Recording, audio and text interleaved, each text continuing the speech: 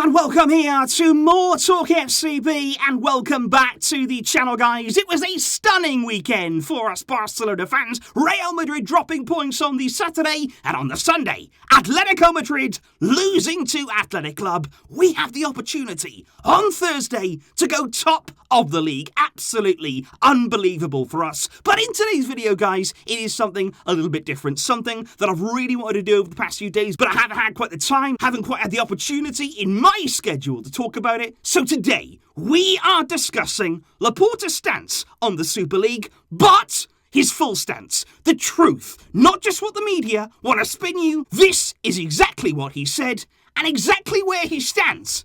Let's do it. Because, okay, right now, obviously, the Super League, it is something that's been put on the back burner. We don't really want to think about it too much, and especially right now, given the fact we are fighting for these titles, we do not want any distractions. But I did want to address this because many people were saying, why haven't you spoken about Laporta's words? Many people were disappointed when they saw the quotes emerging, and I will admit that I'm not happy with everything that he said. I'm not going to deny that just because it's Laporta, and of course, I'm a big fan of him. I'm happy that he's back. But if he's not done something right, or if he said something wrong, I will still openly admit that. But what we have to do here is look at the full story, and that is what we're going to do. Because when Laporta was asked just last week there about the Super League, he said for the first time, we have a position of caution. He said it is a necessity, but the last word will come from the members. He said big clubs contribute so much money, and we have to address the economic distribution. Now, if we break that down, first of all there, he's saying that right now we are cautious. We're not really going one way or the other. We have a position of caution when it comes to the Super League. He then goes on to say that it's a necessity. Now, this is the quote that has been widely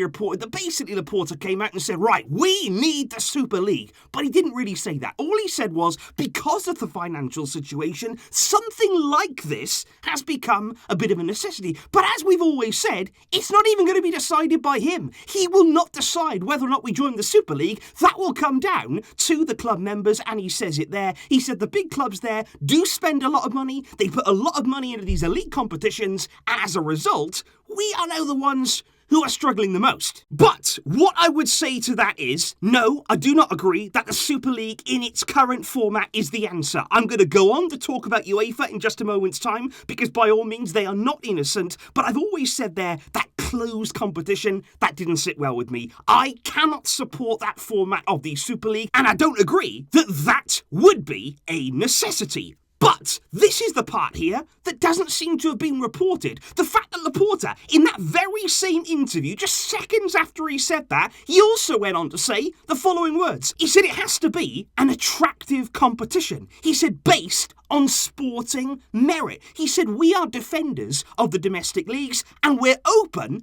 to dialogue with UEFA. So quite clearly there, Laporta is saying we want a competition that is decided based on sporting merit. That's not the Super League. He is openly saying there, we want to fight for our place. We want promotion relegation. He is openly saying that. It was there in black and white that he went out and said that. And he also said there, we are defenders of the domestic leagues. And I think that last part there is very important. The fact there that he says we're open to dialogue with UEFA. I think Laporta here wants to put pressure on UEFA, and I think we need to do that, because as I'm going to say now, UEFA's plans, they are by no means heading in the right direction either. Because when you look there at the reforms for the Champions League in 2024, they're dreadful. They are absolutely useless, woeful plans that many clubs right around the world, they completely disagree with them. It's an elite competition. It's the best of the best. So why would you want to add more teams? Why there would you want to play with even more teams involved? It's just like the World Cup plans with FIFA. They want more teams, more money, all of this, but will they distribute it? Will the big clubs actually see any of that money? Because I find it unbelievable that the winner of the Champions League, the pinnacle of football, they receive less in prize money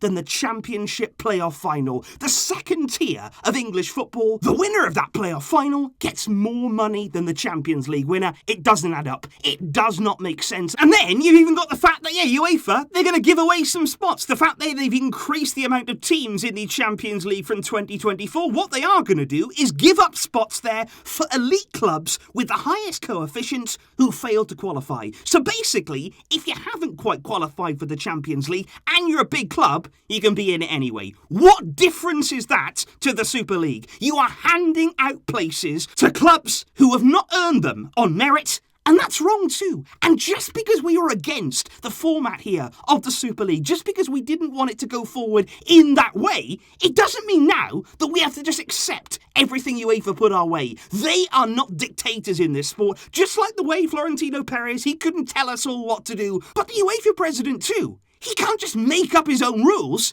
Because this is wrong. And I find it absolutely unbelievable that the UEFA president now is coming out and saying the Super League clubs, they're going to be punished. They shouldn't have done that. They could even be expelled from next season's Champions League. I don't think he'll do that. It's another threat from UEFA. They wouldn't want to damage their own competition. But now he's saying the English clubs, they're going to kind of get away with it. He said they're going to be punished much, much less than the others because they were the ones that pulled out first. So we're going to be very lenient with them. And that doesn't really seem fair to me at all. They all wanted to go in it. They all made that choice. But already UEFA, it doesn't sit well with me. And I don't like the direction that they either are going in. And of course, guys, the other question right now would be all about withdrawing from the Super League, because technically right now, all of the teams are still in it. They've got to withdraw. It's a process. You've got to get all that paperwork and everything sorted out before you can officially withdraw from all this. And Florentino Perez is still very, very firm in saying these are binding contracts. And I also look at it right now, given the fact that Barcelona are going to let the members decide. I've said it all along. I think their Laporta negotiated the fact that we are going to ask the members if they vote against the Super League, which does look very, very likely, then we wouldn't have to pay any withdrawal fee. We wouldn't have to pay a contract termination fee to get ourselves out of the Super League, whereas the other clubs right now, it is being reported in the media that every single club that pulls out of the Super League,